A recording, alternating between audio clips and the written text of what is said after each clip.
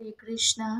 আমি আমার পরমারাধ্য গুরুদেব ওং বিষ্ণুপাদ পরমহংস অষ্টোত্তর শত শ্রী শ্রীমৎ ভক্তি সুন্দর ভাগবত মহারাজের রাতুল চরণ যুগলে অগণিত ভক্তিপূর্ণ প্রণাম জানাই এবং সকল সাধুগুরু বৈষ্ণব ভক্তবৃন্দের শ্রীচরণ কমলে জানাই আমার ভক্তিপূর্ণ প্রণাম।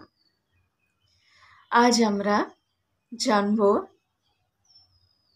বৈশাখ মাসে তুলসী দেবীকে জল প্রদান করা হয় কেন, তুলসী দেবীকে জল প্রদান করলে কি হয়, আর জল প্রদান করার ফলে আমরা কি কি ফল লাভ করতে পারি, তুলসী দেবীকে রোপণ করলে কি হয়, তুলসী দেবীর পূজা অর্চনা করলে কি হয়, ধ্যান করলে কি হয়, শ্রী গোবিন্দের চরণে তুলসী পত্র আমরা কেন নিবেদন করব, কিসের জন্য নিবেদন করা হয়, তুলসী দেবীকে জল কেন প্রদান করব, এই সমস্ত কিছু সম্পর্কে জানব।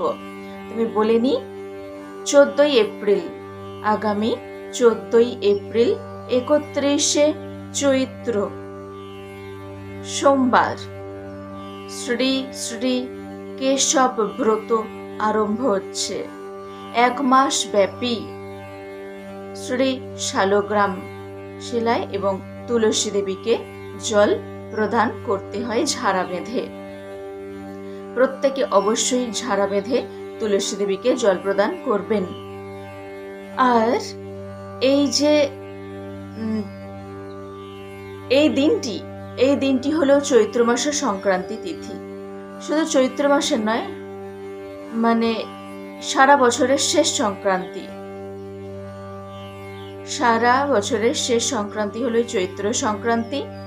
এই দিন থেকে কেশব ব্রত আরম্ভ হচ্ছে, তুলসী দেবীকে জল প্রদান করতে হয় 1 মাস ব্যাপী। আর বলা হয়েছে যে এই দিন চড়ক পূজার কথা আপনারা শ্রবণ করে নিয়েছেন। কিন্তু তুলসী দেবীকে জল প্রদান করলে কি ফল লাভ হয়, এটা কোথায় রয়েছে? পদ্মপুরাণে রয়েছে। পদ্মপুরাণের সৃষ্টি খণ্ডে খুব সুন্দরভাবে বর্ণিত হয়েছে। 60 নম্বর অধ্যায়ের 105 নম্বর শ্লোকে বর্ণিত হয়েছে যে সর্বেভ্যো পত্রপুষ্পেভ্যো সত্তমা তুলসী শিবা সর্বকামপ্রদা শুদ্ধা বৈষ্ণবী বিষ্ণু সুপ্রিয়া। অর্থাৎ সকল পত্রপুষ্পের মধ্যে, সর্বেভ্যো পত্রপুষ্পেভ্যো মানে সকল পত্র এবং পুষ্পের মধ্যে সত্তমা তুলসী শিবা, সব থেকে উত্তম, সব থেকে শ্রেষ্ঠা হলেন তুলসী দেবী। তুলসী পত্র শ্রেষ্ঠ, সকল পত্র পুষ্পের মধ্যে তুলসী দেবী, তুলসী পত্র শ্রেষ্ঠ। তুলসী পত্র ভগবান শ্রী হরির শ্রীচরণে নিবেদন করলে ভগবান অতি প্রীত হন, অতি প্রসন্ন হন। গীতায় তিনি বলছেন যে পত্রং পুষ্পং ফলং তুয়ং ইয়ো মে ভক্তিয়া প্রয়াচ্ছতি তদহং ভক্ত পরিতমস্নামি প্রয়াতাত্মনঃ। অর্থাৎ পত্র পুষ্প ফল জল কেউ যদি ভক্তি সহকারে নিবেদন করে থাকে আমাকে, তাহলে ভক্তের নিবেদিত, প্রীতি সহকারে নিবেদিত পত্র পুষ্প ফল জল আমি প্রীতিপূর্বক সাদরে গ্রহণ করে থাকি। তো ভগবান যে এখানে বলেছেন পত্র পুষ্প ফল জল, তো এখানে পত্র বলতে তুলসী পত্রের কথা বোঝানো হয়েছে। তুলসী পত্র নিবেদন করতে হবে। তুলসী দেবীর এত মহিমা যে আমরা বর্ণনা করে শেষ করতে পারবো না। এই বৈশাখ মাসে তুলসী দেবীকে জল প্রদান করতে হয় কেন? মানে সারা বছরই প্রত্যেক দিনই তুলসী দেবীকে জল প্রদান করতে হয়, কিন্তু এই সময়টি নির্দিষ্ট করে বলা হয়েছে যে এই সময় অবশ্যই, অতি অবশ্যই জল প্রদান করতে হয়। কারণ সৌর বৈশাখ মাসে সূর্যের তাপ অত্যন্ত প্রখর থাকে, আর এই সময় কি হয়, মাটি একদম শুকনো হয়ে যায়, জলের অভাবে একদম শুকনো হয়ে যায়, মাটি ফেটে যায়। তো সেই সময় তুলসী দেবীর খুব কষ্ট হয় জল ঠিকঠাক ভাবে না পেয়ে। আর সেই সময় যদি কেউ তুলসী দেবীকে জল প্রদান করে থাকেন, আবার ঝাড়া বাঁধতে হয় কেন? সেই সময় তুলসী দেবীকে জল প্রদান করে থাকলে ভগবান অতি প্রসন্ন হন যে আমার প্রেয়সীকে, আমার ভক্তকে কেউ সেবা করছে। কারণ ভগবান বলছেন যে বলে সে আমার ভক্ত সে আমার প্রিয় নয়, যে বলে সে আমার ভক্তের ভক্ত সে আমার প্রিয় হয়। আর তুলসী দেবী হচ্ছেন কল্যাণী, শ্রী গোবিন্দের চরণ কমলের প্রেয়সী, তুলসী কৃষ্ণ প্রেয়সী। তুলসী দেবী ভগবান শ্রীকৃষ্ণের প্রেয়সী। তুলসী দেবীকে কেউ যদি সন্তুষ্ট করেন, প্রীত করেন, তাহলে ভগবান অতিশয় প্রীত হয়ে যান। তো ঝাড়া বাঁধতে হয় কেন? ঝাড়া বাঁধার কারণ হচ্ছে তুলসী দেবীকে একবারই যদি আপনি জল দিয়ে দেন, তাহলে কি হয়, সেই জলটি বাষ্প হয়ে উড়ে যায় বা মাটি টেনে নেয়, সহজে সেটা শুকনো হয়ে যায়, আবার ধীরে ধীরে তাড়াতাড়ির মধ্যে শুকনো হয়ে যায়। কিন্তু ঝাড়া বেঁধে ফোঁটা ফোঁটা করে যখন জল ফেলা হয়, জল যখন তুলসী দেবীকে প্রদান করা হয় ঝাড়া বেঁধে, তখন কি হয়, সে মাটি, তুলসী দেবীর গোড়ায় যে মাটি, সেই মাটি সিক্ত থাকে, শুকনো হয়ে যায় না, সহজে সিক্ত থাকে। আর তার ফলে কি হয়, তুলসী দেবীর যে মাটি ঠান্ডা থাকে, শীতল থাকে, সিক্ত থাকে, আর তুলসী দেবীর কষ্ট দূর হয়। বলা হয়েছে তুলসী নাম উচ্চারণ করা মাত্রই, তুলসী নাম উচ্চারণ করা মাত্রই সমস্ত পাপ দূর হয়ে যায়। তুলসী নাম উচ্চারণ করা মাত্রই ভগবান অতিশয় প্রীত হয়ে যান, ভগবান অতি প্রসন্ন হয়ে যান। আর তুলসী দেবীকে দর্শন করলে সমস্ত পাপ তাপ নাশ হয়ে যায়। তুলসী পত্র, তুলসী দেবীকে জল প্রদান করলে যম ভয় দূর হয়।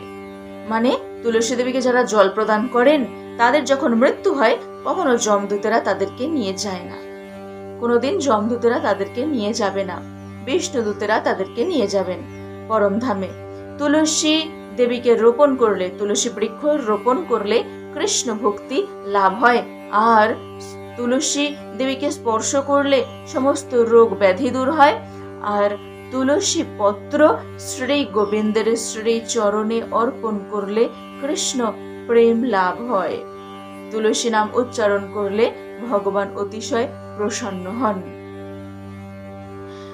পদ্মপুরাণের পাতাল খণ্ডে বর্ণিত হয়েছে, এক বিপ্রের নিকট শ্রী যম তুলসী দেবীর মহিমা কীর্তন করছেন, যে বৈশাখ মাসে কেউ যদি অনন্য ভক্তি সহকারে তুলসী দ্বারা ভগবান শ্রীহরিকে পূজার্চনা করেন, ত্রিসন্ধ্যা যদি ভগবানের শ্রীচরণে তুলসী অর্পণ করেন, যদি পূজার্চনা করেন, তাহলে কখনোই তার পুনর্জন্ম হয় না।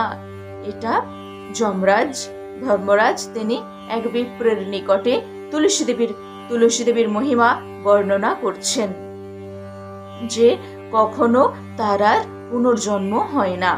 বলা হয়েছে, পূজনে কীর্তনে ধ্যানে রোপণে ধারণে কলৌ তুলসী দহতে পাপং, তুলসী দহতে পাপং স্বর্গং মোক্ষং দদাতি উপদেশং দিশদস্যা স্বয়মাচরতে পুনঃ স याति परमं स्थानं माधवस्य निकेतनम।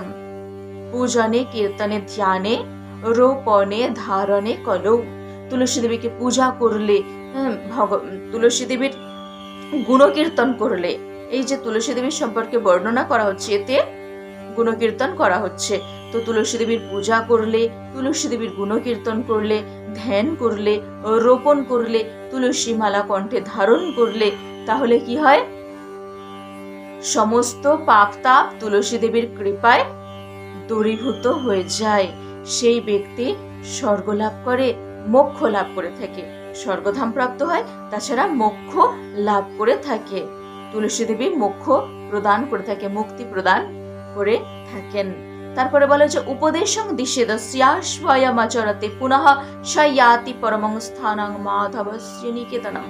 যদি এই উপদেশ, যে তুলসী দেবীকে জল প্রদান করুন, তুলসী দেবীর মহিমা গুণ কীর্তন করুন, তারপরে কি তুলসী দেবীকে রোপণ করুন, তারপর ধারণ করুন, কণ্ঠে ধারণ করুন, এই রকম ভাবে যদি মহিমা, তুলসী দেবীর মহিমা কেউ যদি বর্ণনা করে থাকেন, কেউ যদি অপরকে উপদেশ প্রদান করে থাকেন যে এটা এটা করুন, বৈশাখ মাসে তুলসী দেবীকে জল প্রদান করুন, আর কেউ যদি উপদেশ প্রদান করে থাকে, আর কেউ যদি নিজে আচরণ করে থাকেন, নিজে উপদেশ প্রদান করার সাথে সাথে নিজে যদি তুলসী দেবীকে জল প্রদান করে থাকেন, তুলসী মালা কণ্ঠে ধারণ করে থাকেন, তুলসী দেবীকে পূজা অর্চনা করে থাকেন, গুণ কীর্তন করে থাকেন, তাহলে কি হয়, তিনি নিজে এবং যাদেরকে উপদেশ প্রদান করছেন তারাও কি হয়, স याति परमं स्थानं, মানে পরম ধাম প্রাপ্ত হন, পরম